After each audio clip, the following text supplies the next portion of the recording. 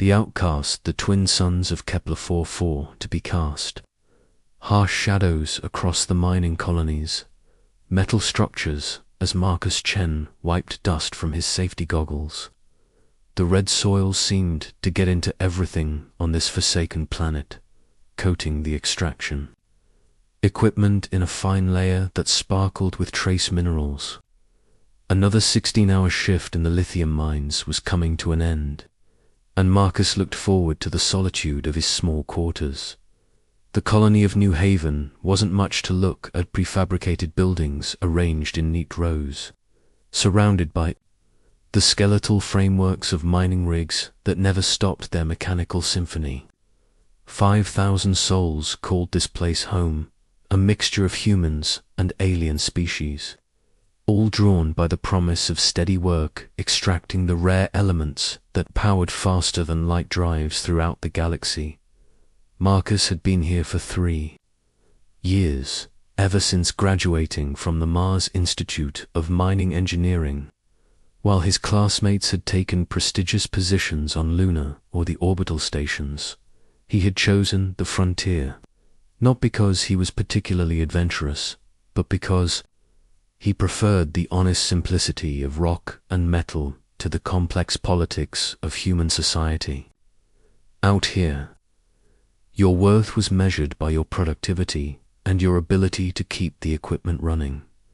The transport shuttle's engines echoed across the compound as it settled onto the landing pad with a whine of cooling metal. Marcus paused in his walk toward the dormitories, curious despite himself. Supply runs weren't scheduled for another week, and passenger transports were even rarer. Most people who came to Kepler 4 were to be stayed for their full contracts. There wasn't anywhere else to go for light years in any direction. A small crowd had gathered near the landing pad, drawn by the same curiosity that had caught Marcus's attention. He recognized the usual faces: miners, technicians, and administrative staff, all grimy from their shifts and looking for any break in the monotony of colonial life. Commander Hayes stood at the front of the group, his military bearing unmistakable, even in civilian clothes. The colony's leader had served in the Terran Defense Force before taking this position, and he ran New Haven with the efficiency of a military installation. The shuttle's passenger hatch opened with a hydraulic hiss, and a figure emerged that made the crowd fall silent. She was clearly non-human, her skin a deep crystalline blue that seemed to catch and reflect the red sunlight. Silver hair fell in waves to her shoulders, and she moved with a grace that spoke of a world with lighter gravity than Earth. Her clothing was simpler travel suit that had seen better days, but there was something regal in the way she carried herself. Marcus recognized her species immediately. Vorthok. He had studied xenobiology as part of his engineering curriculum, fascinated by how different species had adapted to various environments. The Vorthok homeworld was known for its beauty, covered in crystal formations that created natural light shows in their thin atmosphere. Their people were renowned for their artistic achievements and advanced metallurgy techniques, but this woman looked nothing like the proud ambassadors he had seen in news broadcasts. Her clothes were worn, her travel bags small and obviously containing everything she owned. Most telling of all was the way she held herself, not with the confidence of someone arriving at a new opportunity, but with the wariness of someone who had learned to expect hostility. Commander Hayes stepped forward, his expression already hardening. The xenophobia that had driven much of humanity's expansion into space hadn't disappeared just because they now worked alongside alien species. If anything, competition for resources and jobs had made some humans more suspicious than ever. State your business, Hayes said, his tone official but cold. The Vorthok woman straightened, and when she spoke, her voice carried the musical quality typical of her species. I am Zarathis. I have been granted refugee status by the Galactic Immigration Council. I seek work and shelter. A murmur ran through the crowd. Refugees were rare in this part of the galaxy, and most were fleeing war zones or natural disasters. But there had been no reports of trouble in Vorthok space. Marcus found himself studying her face, noting the subtle signs of exhaustion and stress that suggested a long and difficult journey. "We don't take charity cases here," Hayes replied. "This is a working colony. Everyone earns their keep." "I am willing to work," Zarathia said, lifting her chin slightly. "I have training in materials, engineering, and crystalline matrix construction." Marcus felt a spark of interest. Crystalline matrix construction was an advanced field that humans were still struggling to master. The Vorthok had been working with crystal-based technology for centuries, creating materials that were both stronger and more conductive than traditional metals. Having someone with that expertise would be invaluable for the colony's more complex extraction operations, but Hayes wasn't interested in her qualifications. "We'll see about that. Dr. Vasquez will process your medical clearance. Temporary quarters in Block C. You'll report to Shift Supervisor Manning in the morning for work. Assignment assuming you pass the physical requirements." The crowd began to disperse, but Marcus noticed the way people moved away from Zarathis, as if she carried some contagious disease. He had seen this before, the automatic distrust that some humans showed toward aliens, as if their very presence was a threat.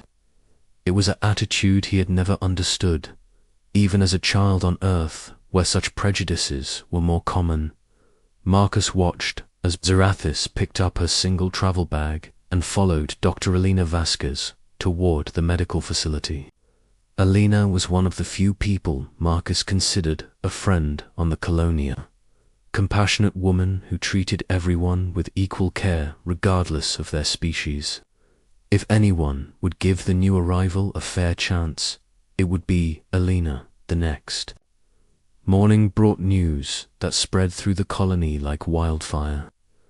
Marcus heard it first from Tommy Rodriguez, a drill operator who bunked 2 rooms down from him.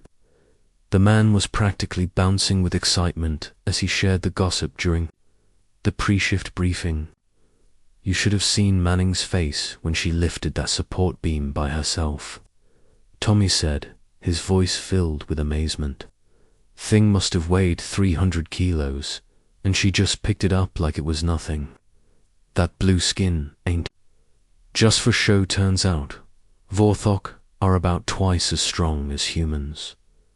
Marcus felt a mixture of admiration and concern. Physical strength would certainly help Zarathis prove her worth to the supervisors, but it might also fuel resentment among workers who saw aliens as competition for limited positions. His concerns proved justified over the following days. Despite her obvious competence and strength, Zarathis found herself increasingly isolated. Workers would stop talking when she approached, and she was consistently assigned the most dangerous or unpleasant tasks. Marcus watched it happen from a distance, his engineering duties keeping him in the equipment, maintenance sections, while she worked the active mining areas. It all came to a head on Thursday of her second week. Marcus was calibrating a seismic scanner when the emergency alarms began to wail. The piercing sound that meant imminent danger echoed across the compound, followed immediately by Commander Hayes' voice over the communication system. "Structural collapse in Tunnel 7. All emergency response teams report immediately. This is not a drill." Marcus grabbed his emergency kit and joined the stream of people running toward the mining complex. Tunnel 7 was one of the deepest excavations, extending nearly a kilometer into the planet's crust. A collapse there could trap dozens of workers, and the rescue would be complicated by the tunnel's depth and the unstable geology of the area. The scene at the tunnel entrance was controlled chaos. Emergency lights bathed everything in harsh red, and the air was thick with dust kicked up by the collapse. Hayes was coordinating the rescue efforts while Dr. Vasquez prepared the medical station. Marcus could see several workers had already been brought out, dirty and shaken, but apparently uninjured. "How many are still down there?" Hayes demanded of the shift supervisor. 7 men in the deep section," Manning replied, checking his tablet. "The main support gave way about 20 minutes ago. We've got partial collapse blocking the primary access, and the air circulation system is compromised." Marcus felt his stomach drop. 7 men trapped in a tunnel with limited air and no clear way to reach them. The colony's rescue equipment was adequate for surface emergencies, but this kind of deep excavation disaster required specialized gear they didn't have. "We need to clear that debris blocking the access," Hayes said. "Get the heavy equipment down there." "Sir," interrupted one of the mining foremen, "the tunnel structure is too unstable. Bringing in heavy machinery could cause a secondary collapse. We need to clear it by hand, carefully." "That'll take hours," Hayes snapped. "Those men don't have hours." It was then that Marcus noticed Zarathis standing at the edge of the crowd. Her crystalline blue skin seemed to glow in the emergency lighting, and her silver hair was pulled back in a practical ponytail. She was listening intently to the conversation, her alien features focused with concentration. "Commander," she said, stepping forward. Her musical voice cut through the noise of the emergency response. "I may be able to help." Hayes turned toward her with barely concealed irritation.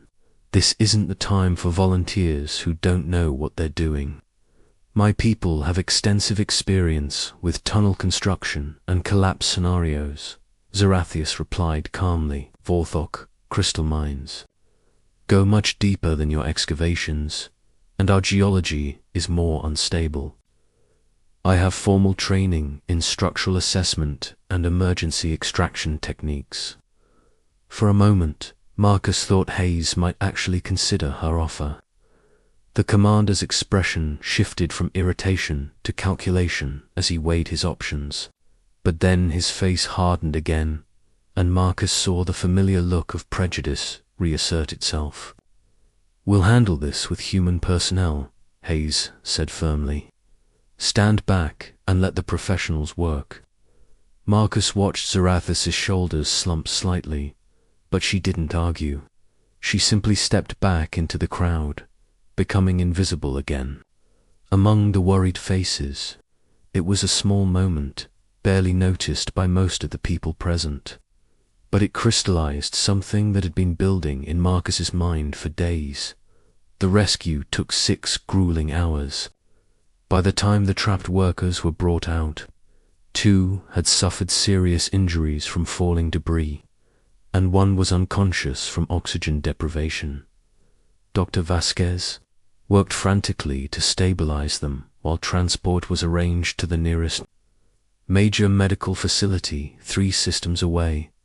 Marcus stayed through the entire operation, using his engineering skills to help assess the structural damage and plan the safest approach to clearing the blocked tunnel. But throughout the long night, he found his attention repeatedly drawn to Zarathis, who remained at the edge of the emergency response area, ready to help if called upon, but clearly unwelcome. As dawn broke over the mining colony, painting the red landscape in shades of orange and gold, Marcus made a decision that would change everything.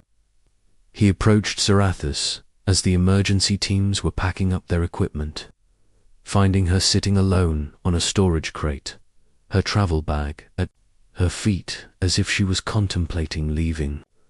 "That was good advice you gave about the tunnel structure," he said simply. She looked up at him with those distinctive Vorthok eyes, larger than human eyes, and a deeper blue that seemed to hold flecks of silver. For a moment, she seemed surprised that anyone was speaking to her directly. "You were listening," she said, and there was something grateful in her musical tone. "I'm Marcus Chen, mining engineer." He gestured toward the tunnel entrance where workers were still clearing debris. "I saw what you did during the collapse. How you helped coordinate the equipment staging even though no one asked you to." Zara studied his face, and Marcus had the unsettling feeling that she was seeing far more than most people did when they looked at him. "Your people do not seem comfortable with my presence." It was a diplomatic way of putting it, Marcus thought. Over the past 2 weeks, he had witnessed behavior that made him ashamed of his own species. People crossing to the other side of corridors to avoid her, conversations stopping when she entered the dining facility, supervisors assigning her to work alone whenever possible. "Not all of us," he said quietly. "Some people are afraid of what they don't understand." "And you?" she asked. "Are you afraid of me?" Marcus looked at hurriedly, looked and saw not an alien threat, but an individual who had traveled impossible distances to reach this remote outpost, seeking nothing more than the chance to work and live in peace. He saw someone who had offered help during an emergency and been rejected not because she lacked qualifications, but because of the color of her skin and the shape of her features. "No," he said, "I'm not afraid of you. I'm curious about you." For the first time since her arrival, Zarathis smiled, and Marcus was struck by how it transformed her entire face. The weariness fell away, replaced by something that looked like hope. "Curiosity," she said, as if testing the word. "That is not a reaction I have experienced much lately. Would you?" Marcus hesitated, suddenly aware that he was about to cross a line that might have serious consequences for his position in the colony. "Would you like to get some breakfast? I could show you some of the engineering sections you haven't seen yet." Her smile widened, and Marcus felt something shift in his chest, a recognition of connection that he had been missing without realizing it. "I would like that very much, Marcus Chen," she said, and when she spoke his name in her musical voice, it sounded like something precious. As they walked together toward the dining facility, Marcus was acutely aware of the stares and whispered comments from other colonists. But for the first time since Zarathis had arrived, someone was walking beside her instead of away from her. It was a small gesture, barely significant in the grand scheme of the galaxy's complicated politics and prejudices.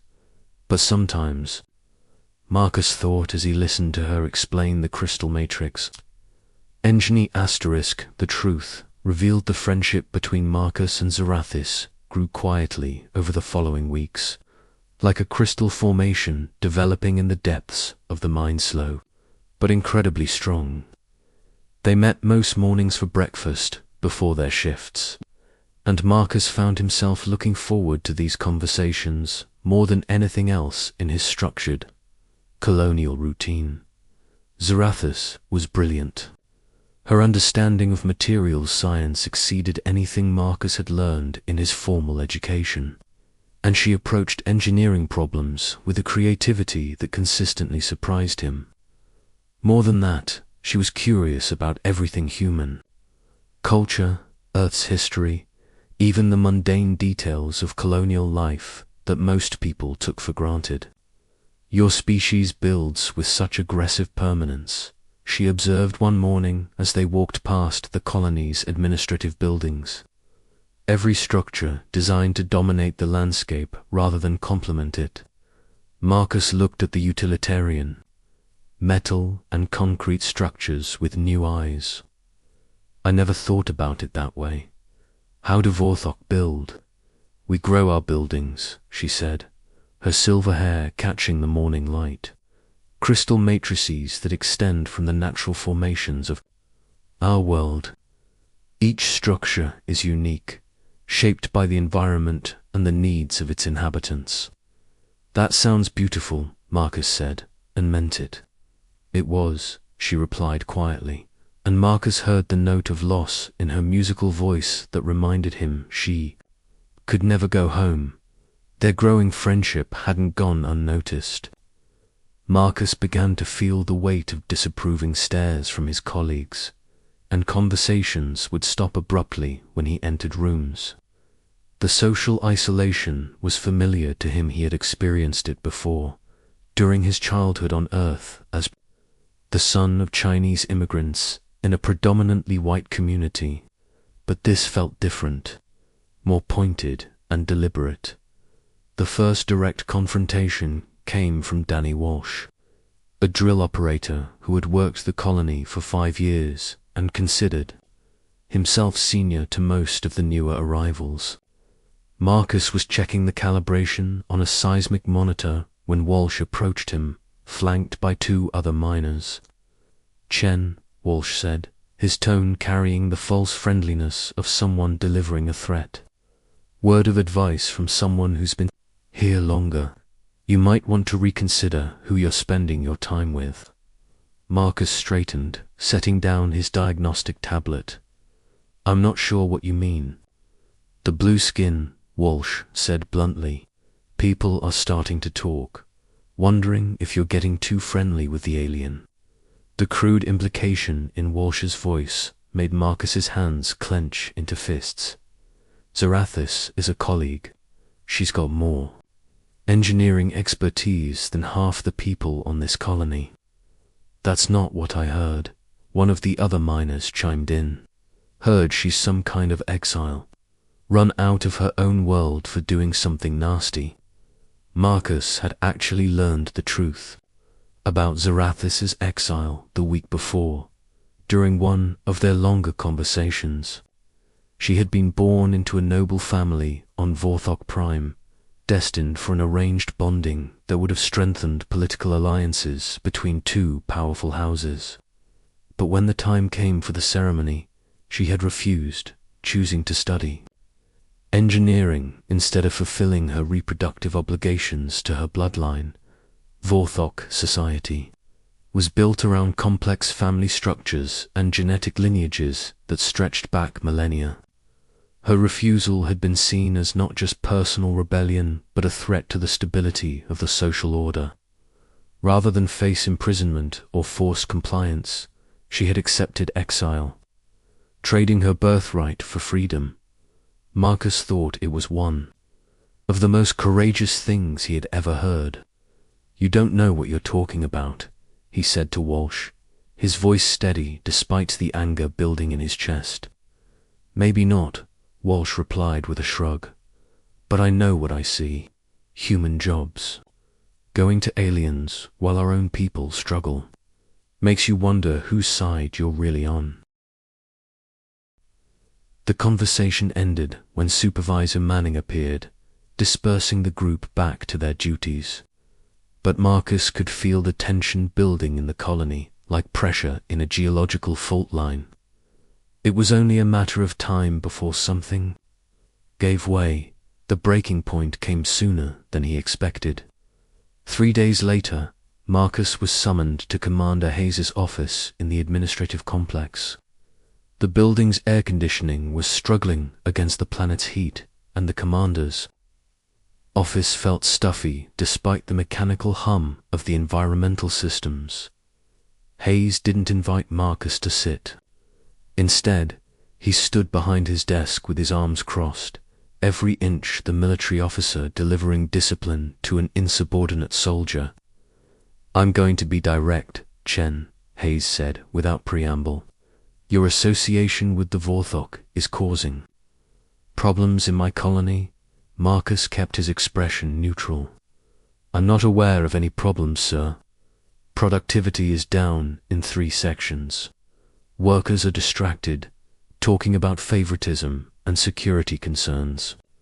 Some are questioning whether fraternization with aliens represents a loyalty issue. The word fraternization was loaded with implications that made Marcus's jaw tighten. Zarathis and I are friends. She's an asset to this colony, if anyone would give her a fair chance. That's not your call to make, Hayes replied sharply. I run this operation, and I won't have it disrupted by someone who can't maintain appropriate professional boundaries. Marcus felt the familiar sensation of standing at a crossroads, the moment when he had to choose between safety and principle. He had faced this choice before, as a child, when other students made racist comments about his family. As a university student, when professors questioned his technical abilities based on stereotypes. As a young engineer, when colleagues assumed he had gotten his position through diversity quotas rather than merit.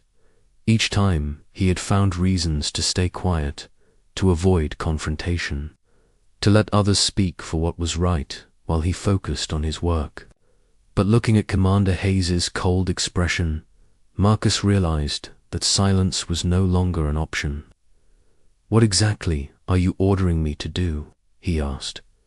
I'm strongly advising you to limit your contact with the alien to necessary work interactions. Only Hayes said. Consider it a career recommendation. The threat was unmistakable. Marcus nodded slowly, knowing that his next words would likely end his comfortable position on New Haven. I'll take that under advisement, sir. Hayes studied his face for a long moment, then dismissed him with a curt nod. Marcus walked back to the engineering section with the weight of the confrontation settling on his shoulders, like the red dust that covered everything on Kepler 4 for 2b. That evening, he found Zarathis in her usual spot after shift-sitting alone. In the recreation area, reading from a data tablet while other colonists gave her a wide berth. Her crystalline skin seemed dimmer than usual, and Marcus noticed that her meal portion looked smaller than regulation size. He sat down across from her without asking permission, setting his own dinner tray on the table. The move drew immediate attention from other diners, and Marcus felt the familiar weight of disapproving stares. You're going to get in trouble, Zarathis said quietly, not looking up from her tablet. Already am, Marcus replied, stabbing at his synthesized protein with more force than necessary. She did look up then, her large blue eyes reflecting concern. The commander spoke to you. It wasn't a question. Marcus wondered how much of the colony's social dynamics she had figured out, how aware she was of the forces working against her. Marcus, she said, and her musical voice carried a note of sadness that cut through his anger. Why do you do this?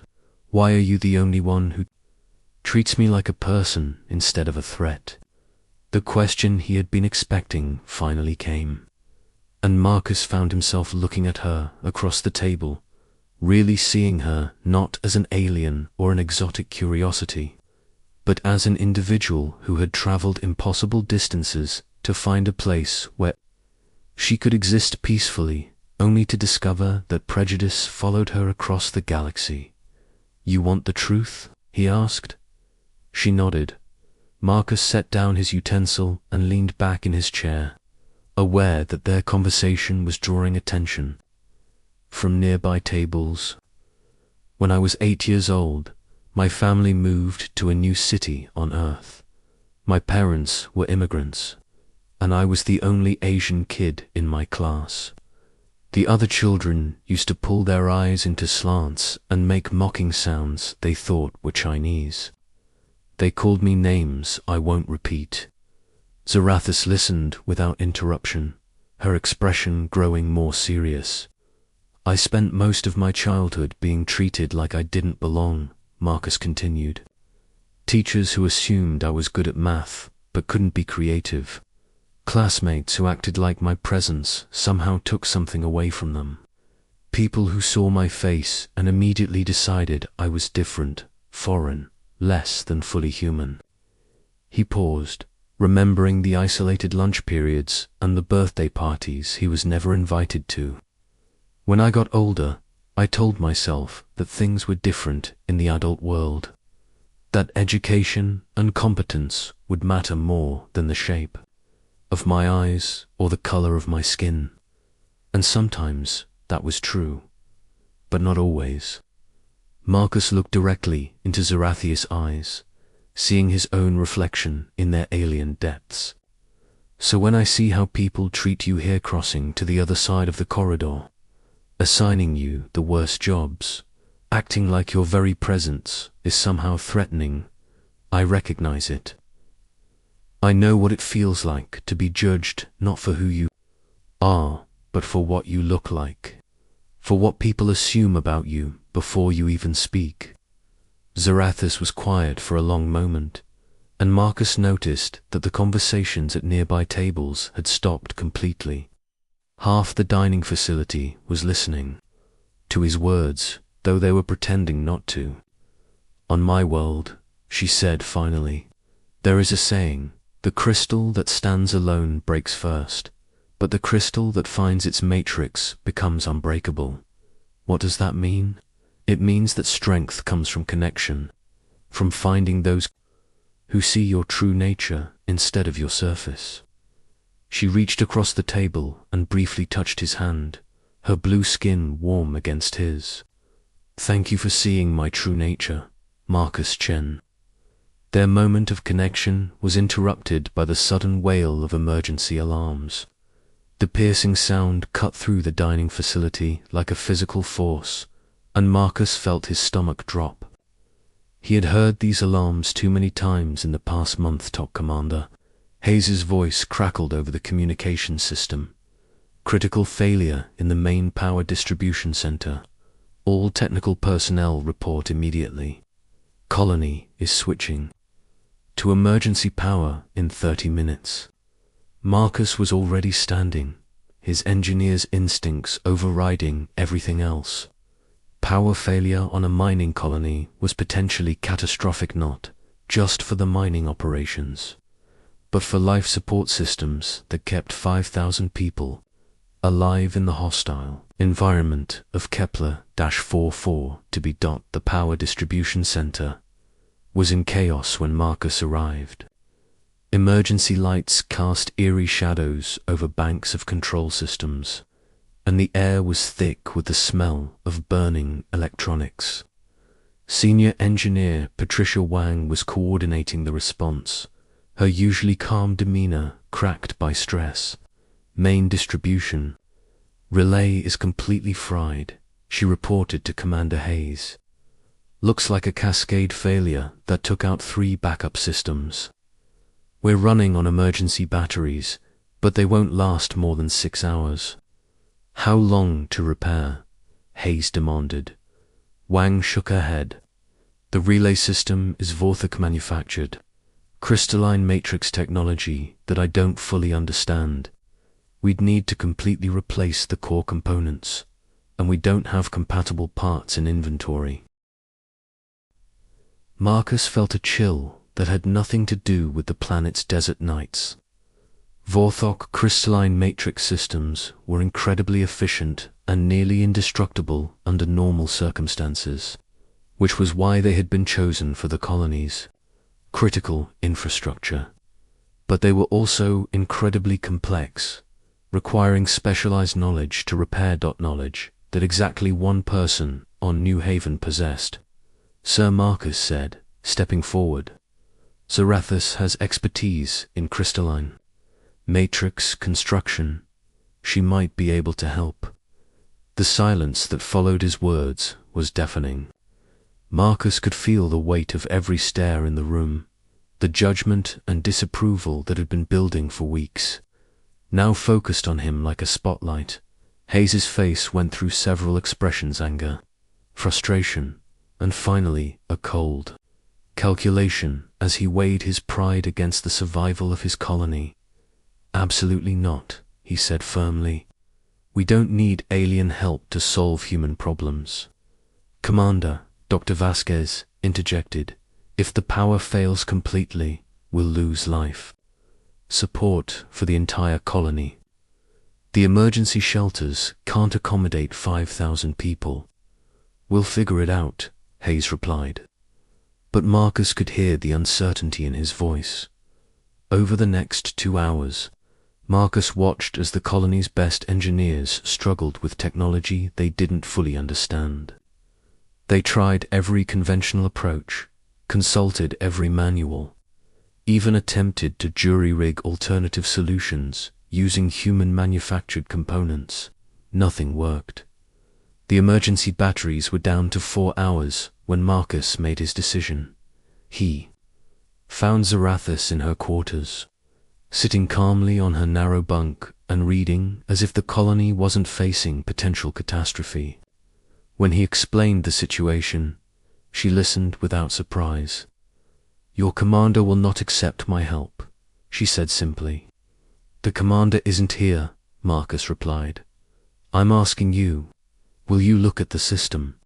She studied his face for a long moment, then nodded. "Show me." They had to move carefully through the colony's corridors, avoiding the main routes where Commander Hayes and his senior staff were coordinating emergency preparations. Marcus led Zarathus through maintenance passages and service tunnels, feeling like a resistance fighter sneaking behind enemy lines. The power distribution center was nearly empty when they arrived, most of the engineering staff having been sent to prepare the emergency shelters for possible evacuation. Only Patricia Wang remained, staring hopelessly at the banks of dead control systems. Wang looked up when they entered, her expression shifting from surprise to desperate hope when she saw Zarathus. "Can you help us?" Wang asked, without preamble. "Because if you can't, we're all going to die." Zarathus approached the damaged relay system, her crystalline blue fingers dancing over the control interfaces with practiced precision. Marcus watched her work, fascinated by the way she seemed to communicate with the alien technology as if it were alive. The matrix cascade failure created harmonic resonance in the crystal lattice. She said, her musical voice focused and professional. "Your engineers attempted to restart the system without realigning the base frequencies. This created further damage to the quantum substrate. Can you fix it?" Wang asked. "I can rebuild the matrix alignment, but it will require recalibrating the entire network. This will take approximately 2 hours, and I will need complete access to all primary control systems." Wang looked at Marcus, then back at Zarathus. "Do it." What followed was the most impressive display of technical expertise Marcus had ever witnessed. Zarathus worked with an intuitive understanding of the crystalline systems that went far beyond mere technical knowledge. She seemed to feel the flow of energy through the crystal matrices, adjusting frequencies and realigning quantum structures with movements that looked almost like a dance. Marcus assisted where he could, following her rapid instructions and marveling at the elegant solutions. She found 4 problems that had stymied the colony's best engineers. Dr. Vasquez arrived after an hour, drawn by reports of activity in the power center, and stayed to watch the miracle unfold. With 30 minutes left, on the emergency batteries, Zarathus made the final connections and stepped back from the control console. "Matrix alignment complete," she announced, initiating primary power restoration. The lights came on gradually, growing from dim emergency illumination to full brightness as the systems came online.